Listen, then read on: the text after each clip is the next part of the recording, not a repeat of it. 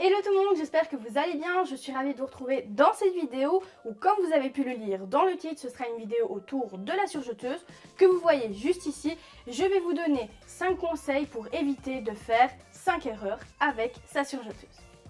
Restez bien concentrés tout au long de la vidéo car il y aura un concours qui sera glissé au beau milieu de la vidéo. Ce concours consiste tout simplement à répondre avec la bonne réponse à la question que je vous poserai tout au long de la vidéo. Il y a beaucoup de mots vidéo mais c'est pas grave, vous avez compris le principe.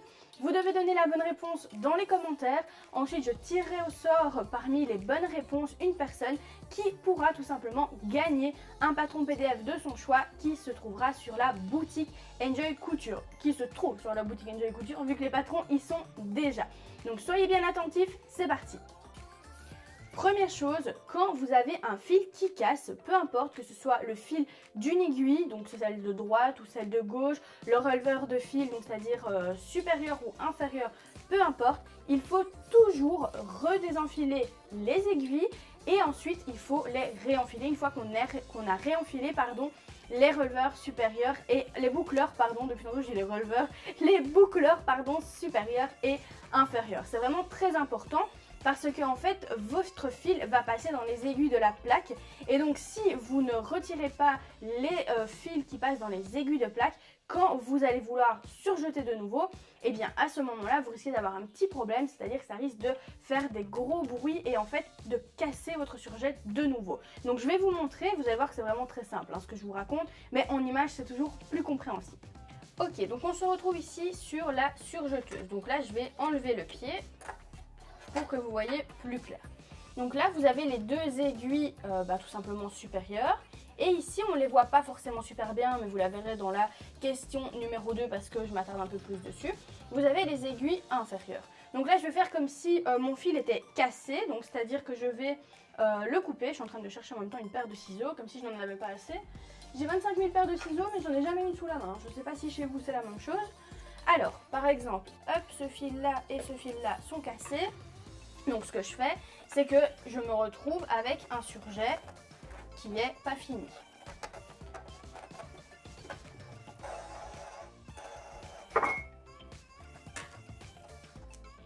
Alors ici, je ne sais pas si vous le voyez bien. Donc là, mon fil, j'aurais peut-être dû prendre un fil noir. Mais il est en dessous, donc je vous montre, en dessous de mes aiguilles. Donc absolument, il faut désenfiler l'aiguille, du moins sortir l'aiguille du dessous de la plaque. Donc je vais vous montrer. Là, on l'a en dessous. Je prends le fil en dessous de l'aiguille et vous voyez, je le fais sortir des aiguilles du dessous et je les fais repasser sous mon pied. Bon, en l'occurrence, là, j'ai pas mon pied, mais vous avez compris, quand le pied est là, c'est en dessous du pied. Une fois que vous avez fait ça, vous pouvez réenfiler le reste. Deuxième point qu'il ne faut absolument pas faire avec sa surjeteuse, c'est coudre un tissu avec des perles ou des sequins. Pourquoi? Parce que la plaque comporte deux aiguilles, comme vous l'avez vu juste avant, pas dans le détail mais je vais vous montrer ça juste après. C'est-à-dire que parfois on a des tissus comme ceci, donc je vous le montre de plus près.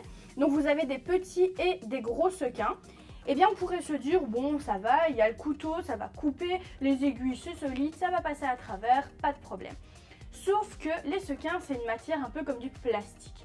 Ce qui signifie que quand vous allez piquer avec votre aiguille à l'intérieur, vous risquez de la faire passer sur les aiguilles de la plaque. Et là, vous risquez tout simplement de casser les aiguilles de la plaque. Alors, qu'est-ce qui peut se passer si les aiguilles de la plaque, tout simplement, sont cassées? Alors là, je ne sais pas vous montrer parce que les miennes ne sont pas cassées, mais je peux vous l'illustrer. Vous allez avoir un surjet qui ne tiendra pas, qui ne bouclera pas correctement, qui sera complètement moche. Et à ce moment-là, malheureusement, ce qu'il faut faire, c'est changer la plaque. Donc là, il faut absolument appeler le fournisseur ou alors un magasin de réparation, peu importe, qui vont pouvoir vous fournir la plaque. Alors ne vous faites pas avoir, la plaque est vraiment très simple à changer. Je vais vous montrer également comment faire parce qu'on risque de vous demander vraiment très cher. Donc achetez juste la plaque à part et vous la mettez vous-même. C'est vraiment super simple à faire. Donc je vais vous montrer où se situent les aiguilles de la plaque et comment changer la plaque. Nous voilà donc sur la surjeteuse. On a donc, comme je vous l'ai dit tout à l'heure, les deux aiguilles supérieures et le pied. Premièrement, on lève le pied et ensuite derrière, on appuie pour faire tomber le pied. On retire le pied, ça c'est vraiment la première étape. On a ici les griffes, donc là on a nos griffes et également ici l'autre griffe. Donc en fait on a deux griffes, si vous ne voyez pas vous ici avec le petit rebord là, mais bon voilà, ça c'est pas très grave, c'est une à double entraînement. Donc ici sur notre plaque on a deux petites aiguilles et ces aiguilles là, il est possible que parfois elles soient cassées. Pour changer la plaque, c'est vraiment très simple, on dévisse uniquement tout simplement la vis que vous avez sur la plaque.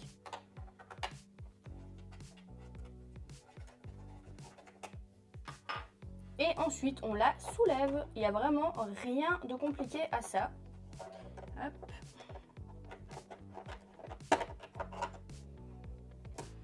Voilà, donc ici, je vais vous remontrer, je vais bouger un petit peu ça. Vous pouvez constater que c'est vraiment très propre, hein. Donc, je vous remontre ici les aiguilles. Donc voilà les aiguilles juste ici qu'il ne faut pas casser. Quand elles sont cassées, c'est très simple. Vous les voyez complètement coupées, hein.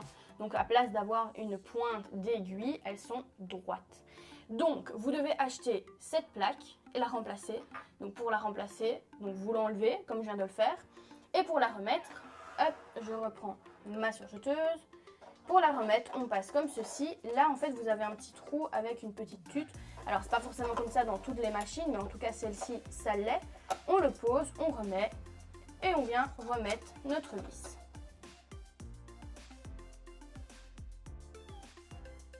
Le troisième point n'est pas des moindres parce que c'est vraiment très important pour votre santé, du moins pour vos doigts, ne pas enfiler la surjeteuse. La surjeteuse, tout va bien. La surjeteuse, je vais y arriver aujourd'hui, quand elle est allumée. Pourquoi? Tout simplement parce que peu importe, un chat, un chien, un enfant, vous allez me dire Nausicaa, tu mets la catégorie des enfants dans les chats et chiens, mais je vous explique pourquoi. Passe sous la table un petit bébé qui est en phase de marcher, un bébé qui est à quatre pattes, peu importe, appuie sur la pédale pendant que vous êtes en train de l'enfiler, je vous laisse imaginer ce qui se passe. Clairement, hein, vos doigts vont y passer, c'est sûr. Sachant que la surjeteuse comporte un couteau. Donc, si vous voulez de la lumière, mettez de la lumière, prenez une lampe torche, prenez une ring light, prenez ce que vous voulez pour faire de la lumière, pour enfiler. Ce que je comprends totalement parce que c'est assez sombre en dessous, mais n'allumez pas surtout votre machine quand vous allez surjeter. Attention, alerte concours, question vraiment très simple, soyez attentifs. Quand on coud un tissu avec des perles ou des sequins, peut-on ou risque-t-on d'abîmer les aiguilles se trouvant sur la plaque? Réponse A, oui. Réponse B, non. J'ai l'impression de me trouver sur TF1 quand Nico Saliegas fait les questions. Dites-moi dans les commentaires votre réponse, je tirerai au sort. Il y aura 3 jours pour pouvoir répondre, donc n'hésitez pas, allez-y, rapidos. On continue maintenant avec la quatrième chose à ne pas faire.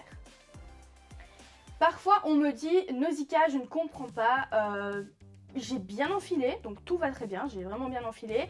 Ma tension est sur 4 un peu partout, donc entre 3, 4, 5, hein, ça dépend en fonction de la surjeteuse, du tissu, etc. Mais ça ne fonctionne toujours pas.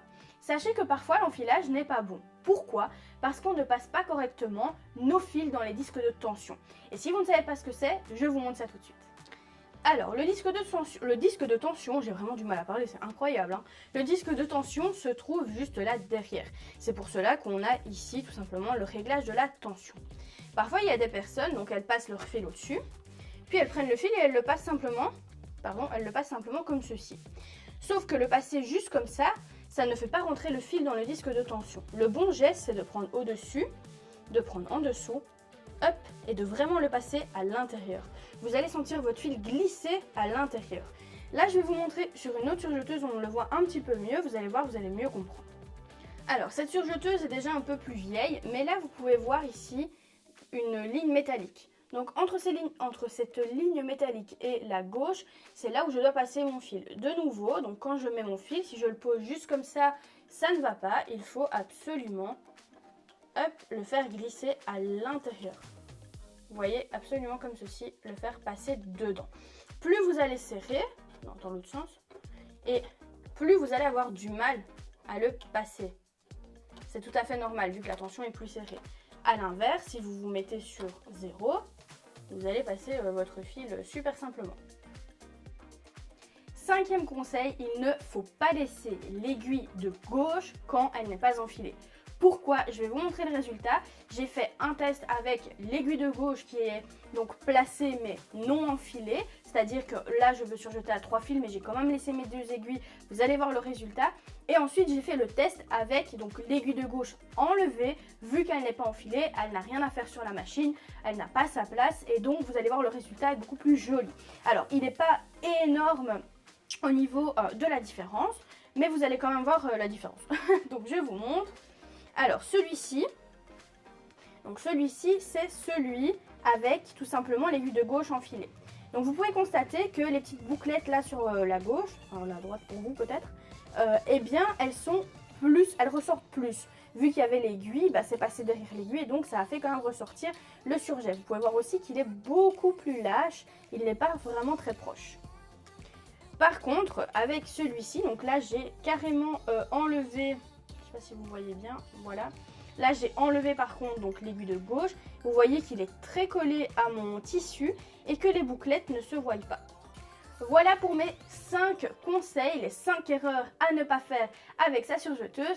Si ce genre de vidéo vous plaît, surtout n'hésitez pas à laisser un pouce vers le haut, ça fait toujours plaisir. Et n'hésitez pas également à vous abonner si vous êtes nouveau sur la chaîne, c'est totalement gratuit. Il vous suffit juste de cliquer sur s'abonner, cliquez sur la petite cloche, comme ça vous obtenez des vidéos qui sortent chaque semaine.